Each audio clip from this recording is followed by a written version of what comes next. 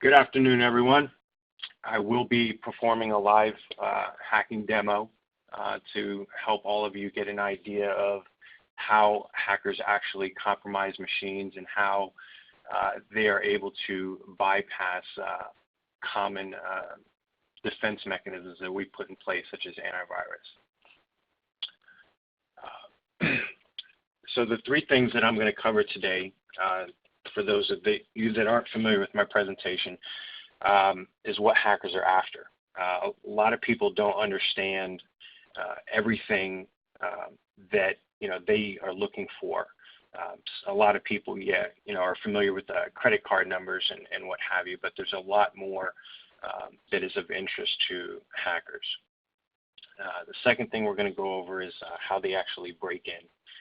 And lastly, a few things that you can use or employ to protect yourselves. But be aware that the list is by no means exhaustive. All right. So all crimes have three elements: means, motive, and opportunity. And it's really important to understand that the motives for hacker attacks are wide. We've all heard about the show-offs. They do it just for fun. But in today's world, that just isn't the sole reason anymore. Companies actually will hire individuals to break into their competitors, to learn trade secrets, to get customer lists, and what have you. You have nation states hacking into each other, hacking into U.S. businesses, to gain competitive intelligence. There's cases of revenge. It's about politics. Sometimes it's about religion. I mean, we've all heard in the news about the Syrian Electronic Army. You've got ISIS having an attacking arm. But lastly, it really is ultimately about money. Crime, on the internet has pretty much replaced, I'm not going to say completely replaced, but most crime that typically took place in the physical world has migrated to online. The risk of getting caught is much, much lower. You can reach out and touch a victim from across the world in seconds and get away in seconds.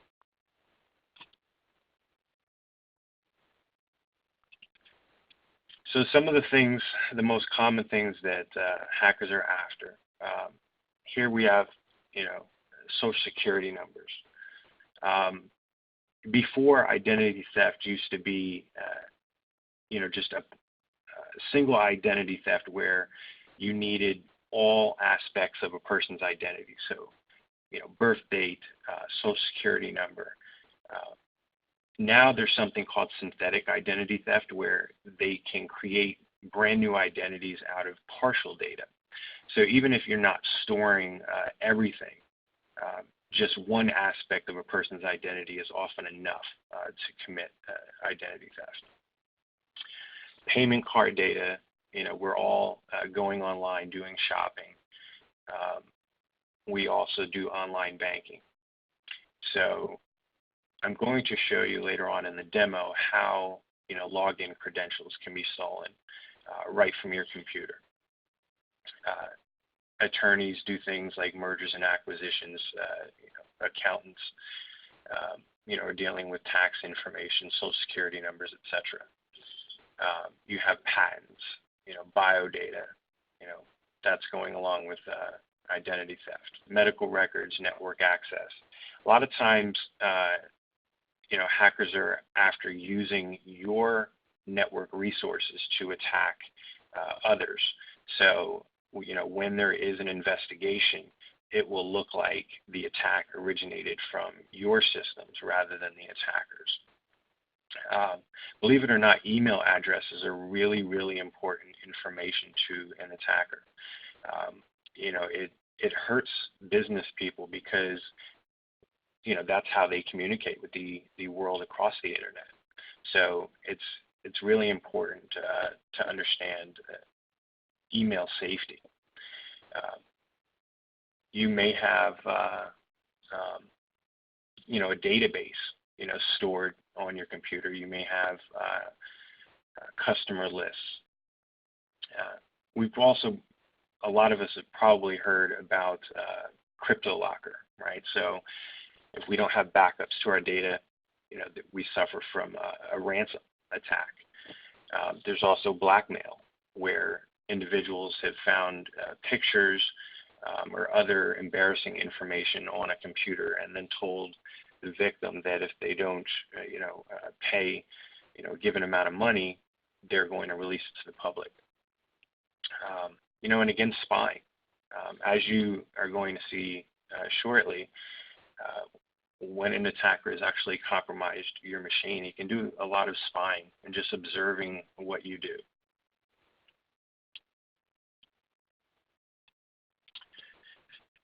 So before going back, a couple years, remote attacks were very common. Breaking into a server remotely, and IT security people have done a great job of, fixing those vulnerabilities. So attackers have been left to do what is called client-side attacks, where they're either calling or somehow leading the victim to visit a malicious website, or they're attaching a malicious payload to an email. So phishing is a very, very common attack vector. Spear phishing is a more directed attack at a particular person, whereas phishing in general will go after a group of people in the same company. Spear phishing naturally, is if it's targeted, say, at a CEO or CFO, it's going to have language, that is particular to that person.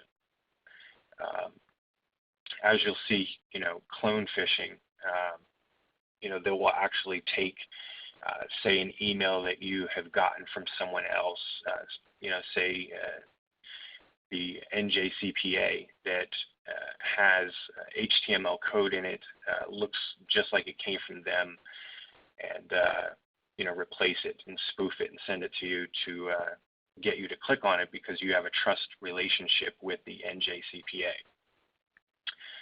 Smishing is text message attacks.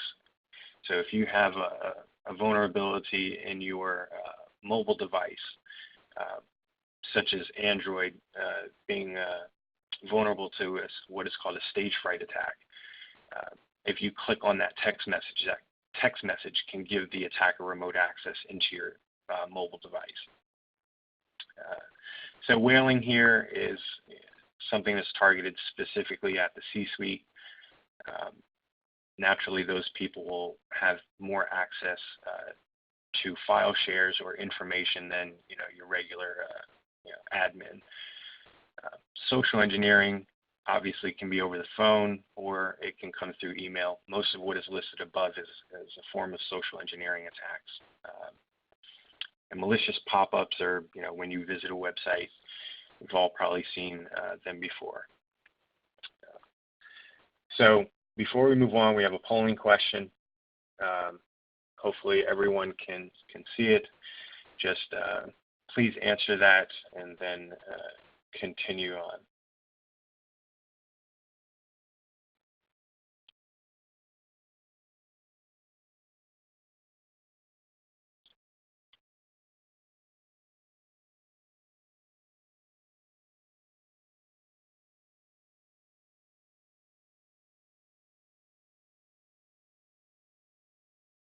Well, I got to say I'm very impressed to see only one Windows XP machine.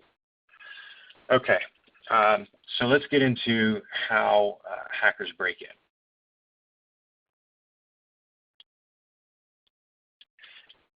Opportunistic attacks. This is probably the most common, right? So, don't think that, there's hackers out there that are just, oh, let's pick Eleanor or Diane, and they're going to just focus on you. That's not really what happens. Most of the time, attacks are done en masse, or they are done where they infect, say, a website, which is called a watering hole attack. So they're basically just waiting for individuals to visit the website. If there's a vulnerability in the browser or in the machine, the infected website will exploit that and break right into the computer. What you're going to see later in the demo is just one avenue, but the result is the same. So keep that in mind. Whether you visit a website, someone sends a malicious payload via email, the result is ultimately the same. We all get spam email. In a sense, this is a great example of an opportunistic attack, because if most of you have a personal website, that website is being scanned all of the time by attackers all over the world, and it is the attacks are culling your email addresses off of the website. And once they have these lists of hundreds of thousands of websites, they create malicious payloads in the form of an attachment, and they just shoot them out. And it's an odds game. You shoot out 100,000 emails, and you're bound to get one or two, maybe even 5,000 people that click on it. And all of those machines end up being compromised. But as I mentioned here, it's the most common, and it's the easiest to defend against. Targeted attacks are more like a sniper. If you find yourself under the crosshairs of a sniper, chances are there's really nothing you can do. They're definitely tailored. It's where the attacker, picks out a website and decides to go after the individuals running the company. Attacks like on JP Morgan are targeted attacks.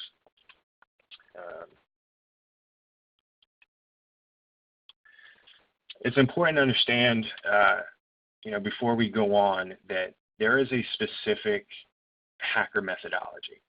Okay, when there is a targeted attack, the attacker performs reconnaissance, learns everything about the target, the website, the email addresses, the software that the website is built upon.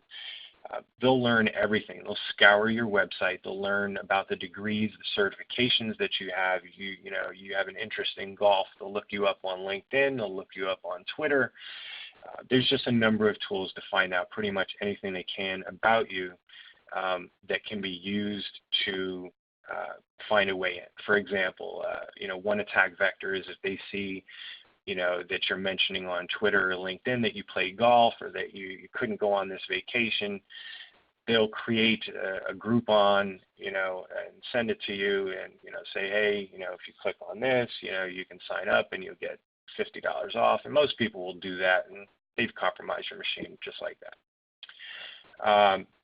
If you have an internet presence, they're going to scan your website. They're going to scan the open ports on the web server. They're going to find out which operating system is in use, which ports are open. If you have an email server, they're going to run your domains. They're going to do what are called reverse lookups. They're going to learn everything they can in an attempt to remotely exploit you. That exploitation will lead to gaining access, obviously, if you have vulnerabilities that they can exploit. Then they're going to move on to escalating privileges, trying to reach the highest level, which would be system level access, in order to just pretty much play God on the computer system. Once they have that foothold, they're going to start stealing stuff. I will show you, a couple examples of how once the attacker is in your machine, what he can do. Next, they're going to try and cover their tracks, right, to make sure, if you do discover something's awry, that you don't have any tracks to track them back. And they also want to install backdoors, right, and that's called persistence. that way if you reboot your computer will then call back to them, and they'll be able to keep a presence in your system. If you look at, say, Target, these guys were in there close to a year, siphoning off data, and Target had no idea. So that's an example of persistence. So we've all seen this before, these pop-ups, and this is an example of social engineering or manipulating a person, right? So it uses this language, and it uses red text, right? So we're all familiar with red being, danger. You have highly recommended, in red, and then there's the threat, lost documents, right? No one wants to lose any documents. So a lot of people, believe it or not, will click remove all threats now. And simply by doing that, you are installing malware into your machine. And then they default the button, right, for remove all threats now. And there actually is something that's proven by a statistician that when people are answering a survey, if something is set already to a default answer, usually they won't change it. So it's a play on psychology. Here's another one where they're trying to get you to call. That's more of a social engineering attack over the phone, but it will lead to installing stuff, providing remote access. And believe it or not, this happens. It still happens, and it's still very effective today. They tend to target elderly people that don't know any better.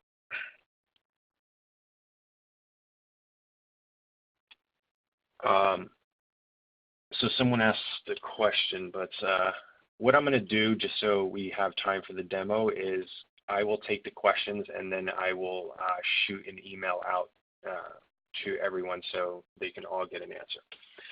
Here, we've all gotten, or not all of us, but some of us may have gotten this one. Here you have a URL, right? Seems simple enough, it's plain, but there's a link.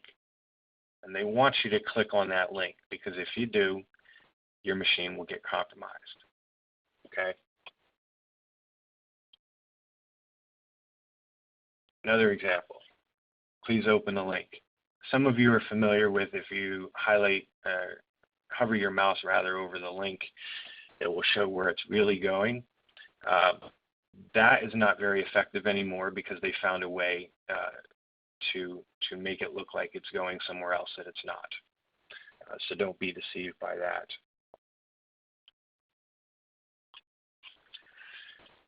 This is one that is pretty malicious, simply because a lot of people find themselves in a situation where they have a bunch of unread email, and it looks pretty legitimate. But again, if you look at where it's really going, you'll see that it's not legitimate. Another IRS one. Here, the attack is coming through a document, right? So how many people, probably everyone, gets PDFs all the time?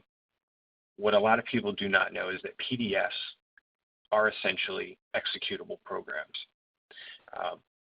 When you click on a PDF, if you don't know where it's from, or you think it's from someone that you trust, in a sense, you can be infecting yourself simply by opening it up.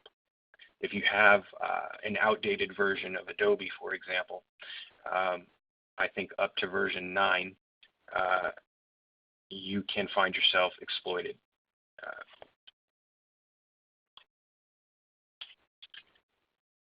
A lot of people that I've dealt with have been infected by this one right here, okay? They are not expecting any package whatsoever, yet their curiosity has them open up this attachment. Next thing you know, Cryptolocker has completely locked up the machine, and it's demanding that they pay $350 or what have you. The fees, changed depending on the attacker. Here is another one, ADP, PDF. It gets people all the time. You know, you're probably wondering, you know, well, what can I do? We'll get to that, but it's pretty hard to defend against. Here's an example of a cloned page, and it's very, very easy.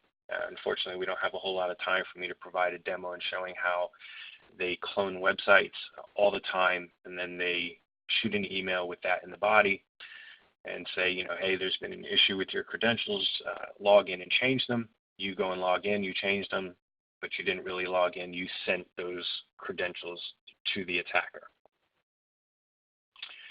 Another example of a cloned web page looks just like Chase's website, but look at the URL above. Has nothing to do with Chase.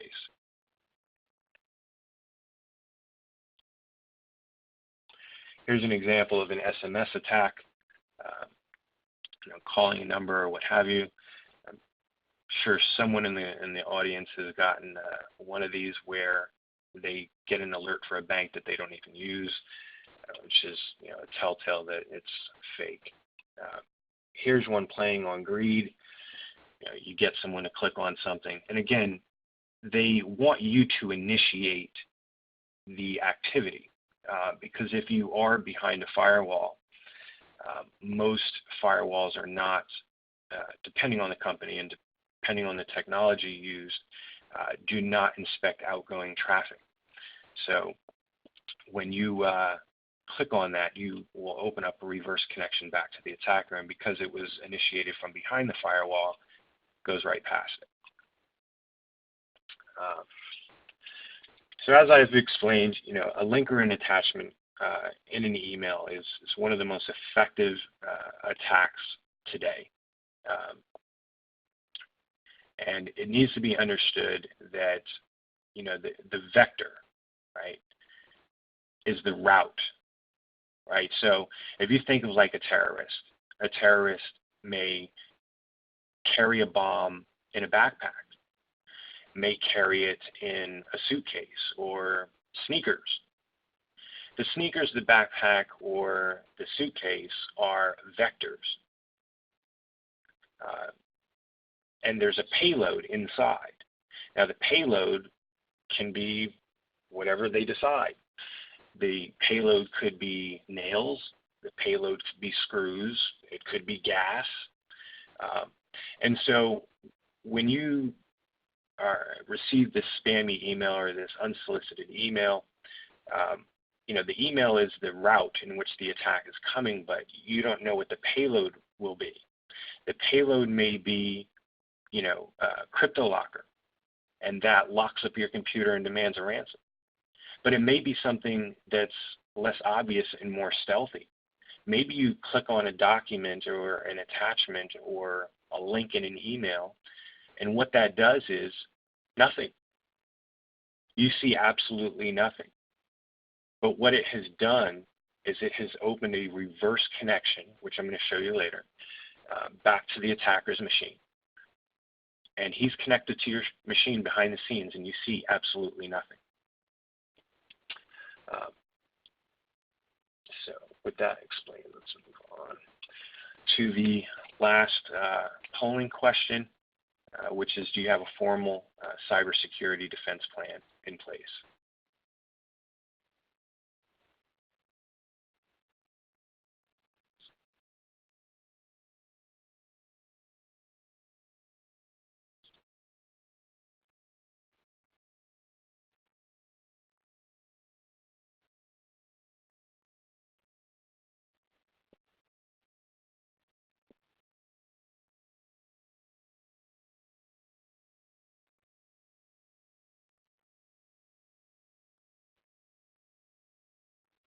Okay, well, I'm going to move on.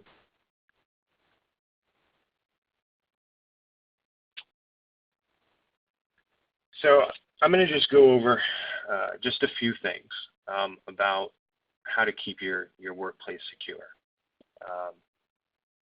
You know, as I mentioned, this is by no means exhaustive.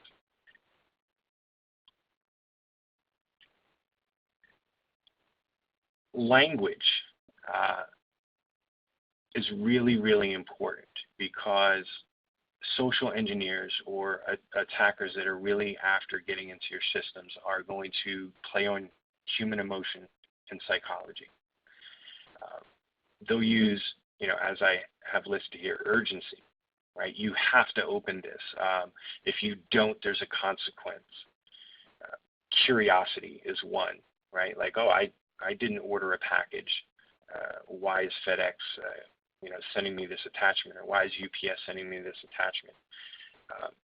If you're not expecting something, you need to just delete it, plain and simple.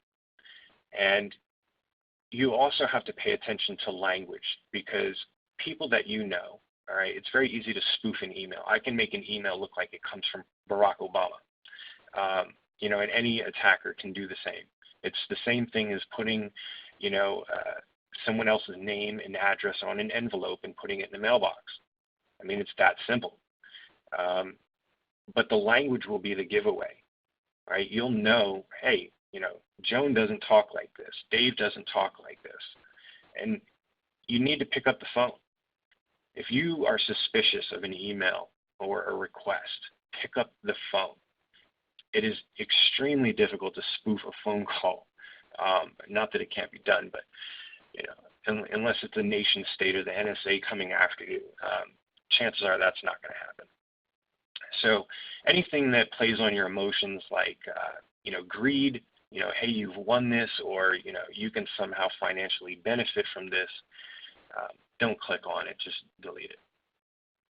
And by the way, spam filters are great, but attackers know how to get around them. Malware, add-ins for your email are great, but again, attackers know how to get around them. The best thing that you can do is use common sense and not click on something. In this case, an ounce of prevention is worth a pound of cure.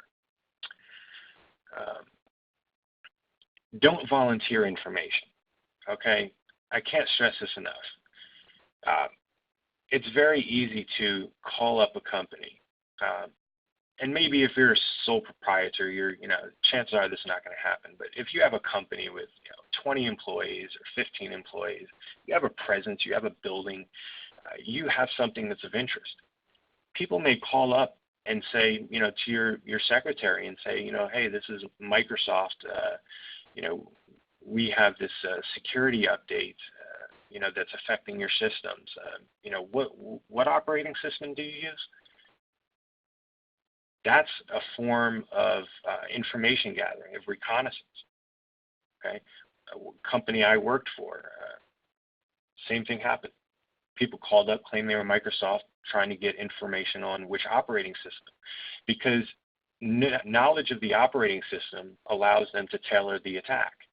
Okay, if Windows 7 Service Pack 1 is vulnerable to a certain kind of attack, and then your employee gives out that information, you've just told them how to break in. Next is, if you see or notice anything strange or out of place, notify IT immediately. Okay, like if you click on something and nothing happens, but something should have happened, that's something that's strange. Shut the machine down, notify IT. Okay, when the machine is allowed to remain on, the damage that you initiated by clicking on something is allowed to proceed. If you shut the machine down, it stops. Okay, and your IT department, chances are, will reboot the machine in safe mode, and do some inspection. And understand that no matter how many defense mechanisms you have in place, something as basic as a single click on something can completely, utterly compromise your organization. Simply because, it's like a castle and a moat, with the drawbridge up. By clicking on something, it's like you on the inside lowering the drawbridge.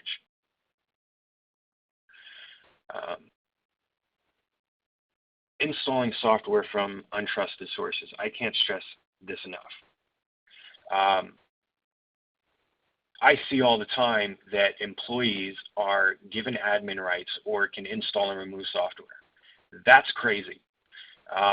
Simply because, as I'm going to show you shortly, attackers can easily install malware inside of programs. It can completely bypass antivirus. So again, don't rely on antivirus completely. With that said, I think we should move on to the demo. So I'm going to get this ready real quick and move from there. So give me 1 second here.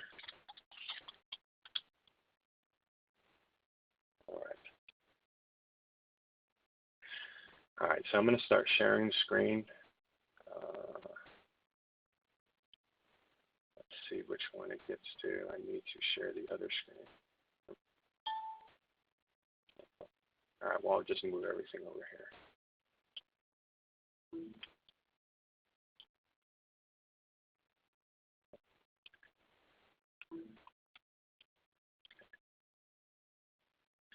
So what I have here is a victim machine that is a standard, Windows 7 professional that you would typically see. I saw from the poll that most of you are using Windows 7.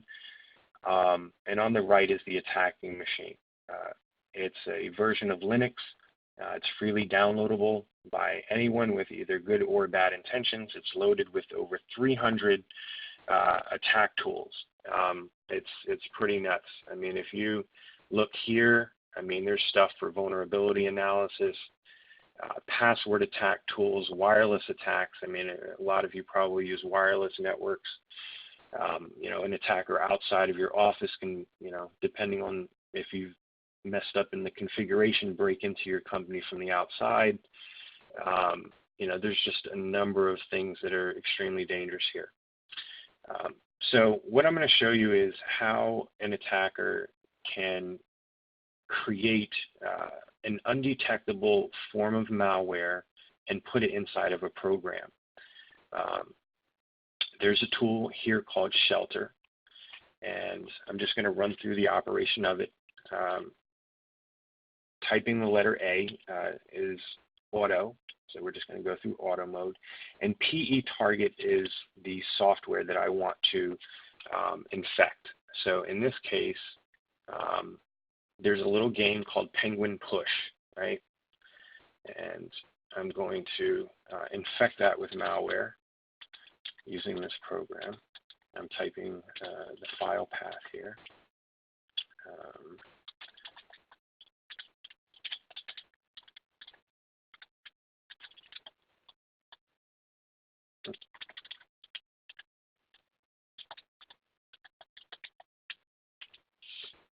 Okay, so what this does, I'm not sure if there's a lag in you seeing my screen here, but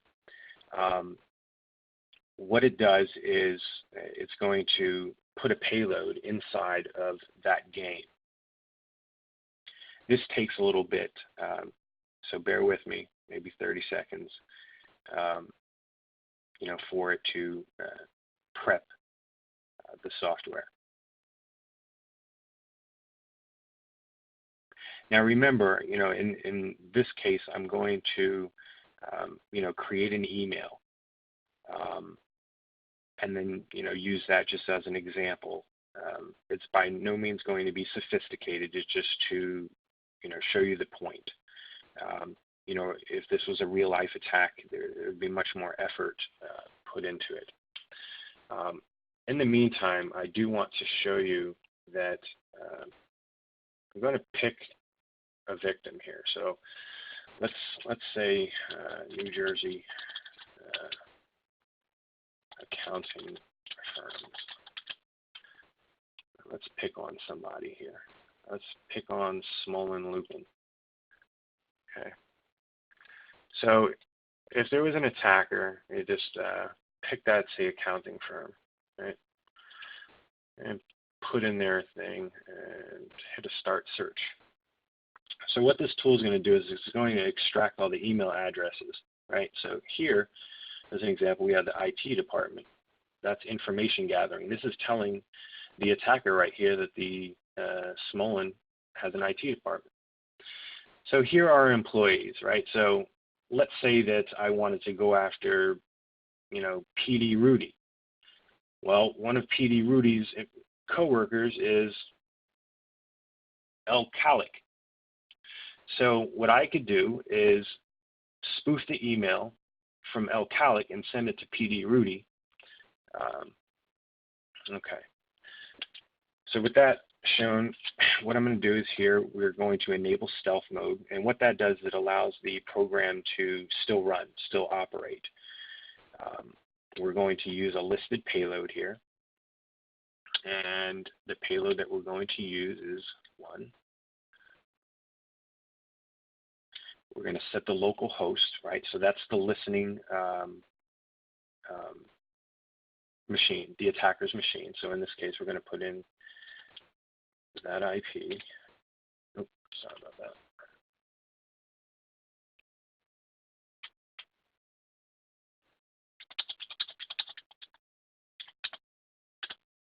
Then we're going to set the listening port. In this case, we're going to put 444. Let's make it 443. So what this is doing it's obfuscating the malware. It's hiding it inside this program. So the game has been infected, right? So we're just going to close out of that. And then there's this tool called Metasploit. It is an exploitation framework.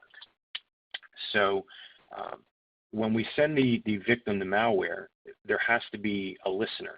So we're going to use something called multi-handler here. And then we configure that to set port 3, set the local host as 240. And then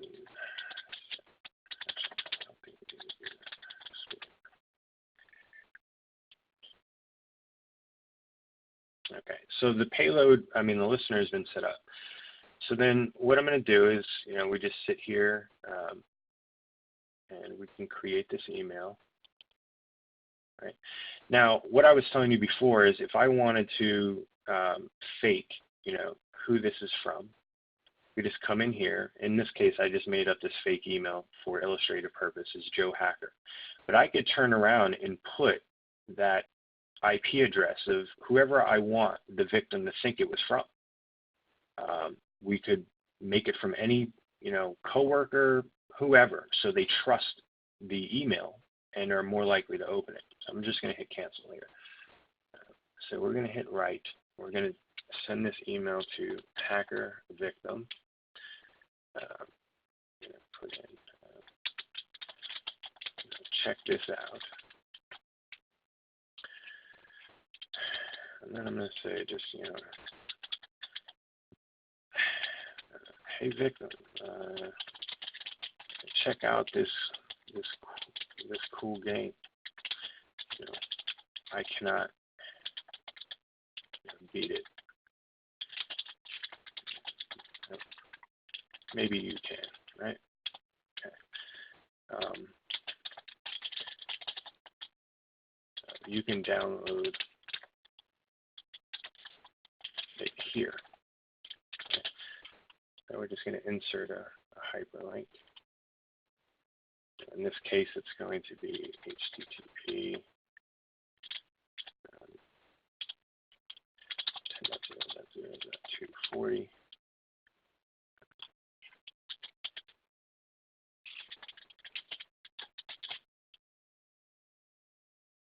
Okay. So I put this hyperlink in there, and then I just send it to the victim. Okay. All right, so victim has it. Before I open that, I just want you to see, right? So here we've got Avast Pro, and Avast Pro is telling me, hey, you are protected. Minimize that. Let's open up this email. Victim gets it, right? So victims, reads this. They're able to install software. Open that up. Here's the game. We download it. Save. Okay. Now you get that little message, hey, you'll get that no matter what. Opening this may be dangerous, okay? We've got Penguin push. I'm just going to move this to the desktop. There we go.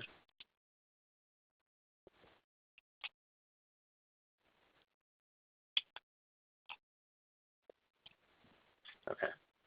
So what I want to show you is there's an antivirus tool, right?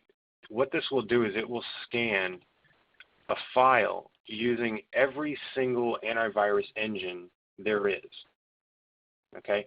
I scanned this already. I want you to look at this here. The detection ratio out of 54 antivirus engines, only 2 caught it. And I can tell you right now, those 2 were no-name companies.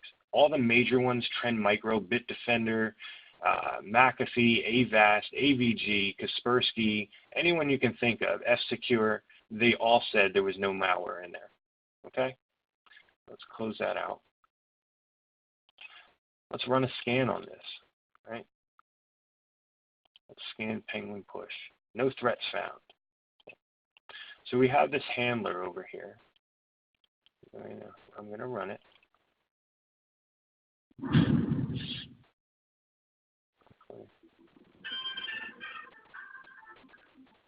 Hopefully my payload is going to run. Otherwise, I think I may have put it on the wrong port. Okay. So hold on a second. I got to see here.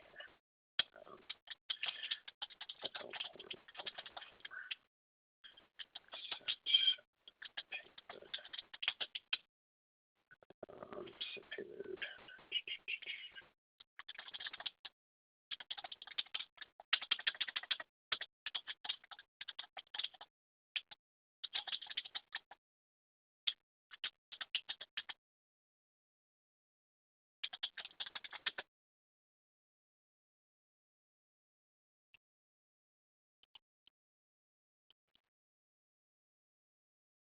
Okay, so I put it on the wrong port, right?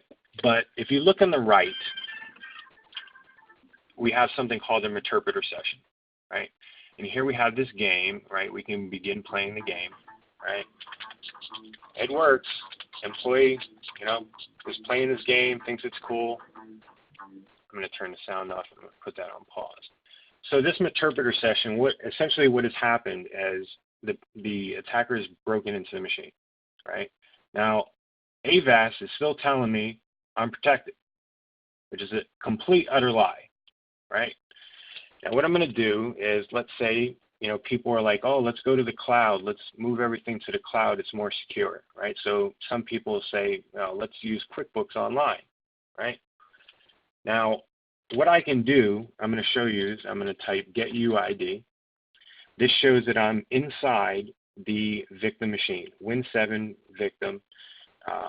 I can, at this point, type PS. It's going to show me all of the processes that are running, right? So if you look here where it's highlighted, it's showing me that Avast is running on that victim machine. Penguin push is running, right? So what I'm going to do is I'm going to migrate into this process right here, right? Which is 1396. So we migrate 1396.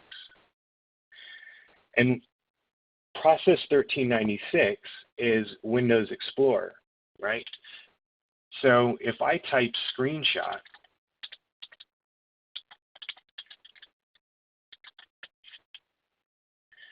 I've just captured, and this doesn't matter if the attacker is in China, Russia, or next door, okay? I just captured a screenshot of what the victim is looking at. I can see the URL that they're at, right?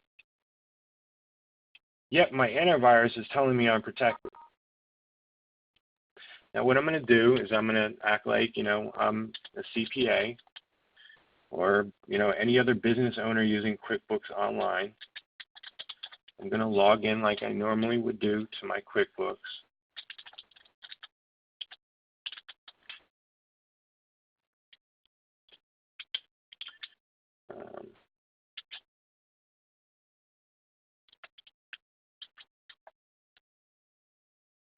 No, I apologize. I forgot a step. So what I'm going to do now is I'm going to start a keystroke logger.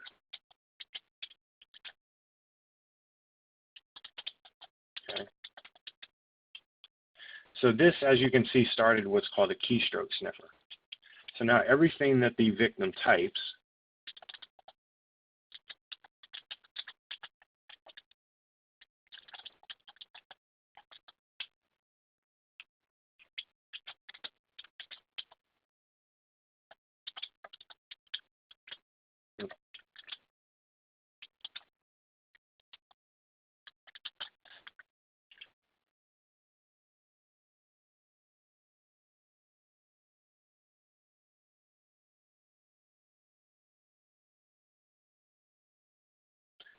So I just created this account for illustrative purposes, right? I put in ABC Accounting Services, Hacker Victims Company. Now again, now I'm going to dump the keystroke buffer. And as you can see, it captured the victim's login credentials, right, for QuickBooks. So all the attacker would need to do is go to QuickBooks Online, use those login credentials, and log right into the account. And they would be able to do this same thing for Wells Fargo or any other company that you're logging into. And so it doesn't matter if you're like if you're storing stuff in the cloud or what have you. If the endpoint, if your local computer gets compromised, it doesn't matter. It really doesn't matter because I mean, you can type from here, you can type the command shell, and now it puts you at the command prompt in the victim's machine. You can type directory. These are all the files that are on the computer.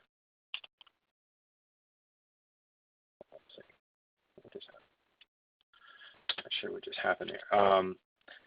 You know, you can, you know, change to the desktop. Oops, my fault. I didn't put the right path, but you get the point. I mean, everything is here. I mean, they can completely spy on anything that you're doing. I'm going to show you something else here since we're getting short here. Okay, so if you look here, okay, remember how I was telling you, one of the things that the attacker wants to do is, clear any evidence that they've, been there, right? Well, look at all of the stuff that is possible here, okay? I'm going to go through some of these. Here, they can download files, folders that are in your machine. Cat will read all the contents that is on of your files and then show it on theirs. They can edit, okay? They go in and edit a file. I mean, some of this is crazy. They can make directories, right, which often happens where they will make a directory and then upload, other forms of malware that'll help them, spread across a network. They can remove directories. Here, they can upload files. There have been cases where pedophiles have broken into other people's computers and upload, their kiddie porn and then stores it on those computers and accesses it, whenever they want. Here, like I said, clear the event log. So if you, thought something was awry and you had forensics people come in, there wouldn't be any evidence left. They can kill processes. So you can, kill a program. They can reboot your computer. I mean, there's just all kinds of stuff that can be done. I mean, here, record the audio. You're having a conversation with someone and you have a webcam and microphone in your computer, they can turn it on. There's just a ton of very, very scary things. Turn on your webcam and watch you. If there's IT people on, hash dump, okay? This will dump all of the encrypted hashes on the machine. A lot of times these major companies get breached because say the help desk will remote in to a user's machine using domain admin credentials, and those are stored in memory. And then this tool will allow those hashes to be dumped to the local machine. They'll turn around and either try to brute force those hashes, which in a lot of cases is possible, or they'll just reuse those hashes with a tool called pass the hash. They don't even need to know it, and they can break in. So, you know, the point of this demo is to get you to understand that without proper training, without the right technologies in place, safety and security online is often an illusion. Okay? I will answer any questions. I'm going to stop sharing here if I can figure it out.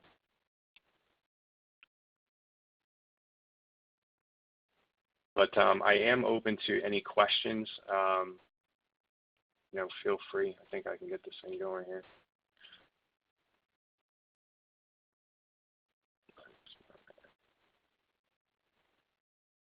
Okay, I think I'm back. So lastly, I think we'll just go over this little thing here, which I missed by accident, is to understand that you're not too small. Smaller businesses are easier to attack because they usually don't have the infrastructure in place. They normally don't have the training, yet they still have the same kind of data that's important. I mean, if an attacker was able to get into your QuickBooks online or locally, right? Because you have a QuickBooks file, so don't forget that either. There are security mechanisms that can be used to lock that out, but I'm sure you get the point. The other thing too is, like I was telling you earlier, no attacker is really looking at you in particular. Right? But what happens is there are vulnerabilities that exist. So then they hunt the internet looking for signatures of these particular vulnerabilities. And if you are not doing vulnerability scanning, if you are not regularly patching those systems, you will find yourself a victim. And it really is not a matter of if, it's when. And you have to ask yourself, when it happens, can it hurt you? And if you're not taking steps to mitigate that risk, you're going to find yourself in a very precarious situation. I mean, your reputation can be damaged. You don't want to tell a client, oh, I lost, or someone stole, all the work I've been doing for you. Uh-oh. Looks like I just lost a network connection.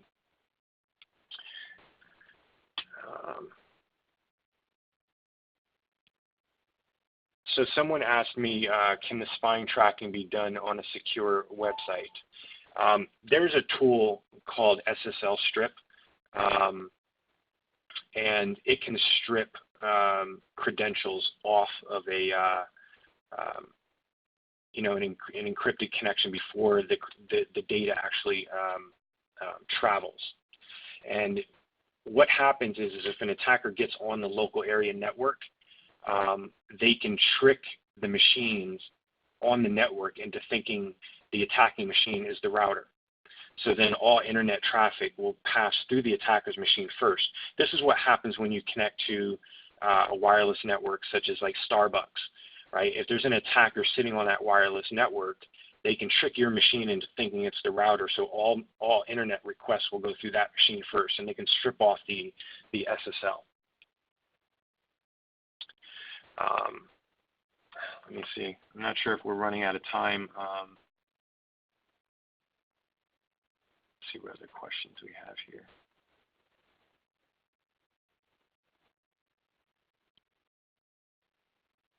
Since we are out of time, what I will do is I'm going to personally answer all of the questions, and then I will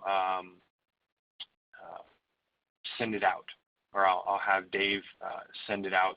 Or any of you, feel free to send an email to me directly, and I'll answer any questions that you have. With that said, I guess we're done here. And I do want to thank everyone for taking the time out of your busy day, for learning about cybersecurity. The field that you're in, it is very, very important. So, again, feel free, reach out, and again, thank you very, very much for your time.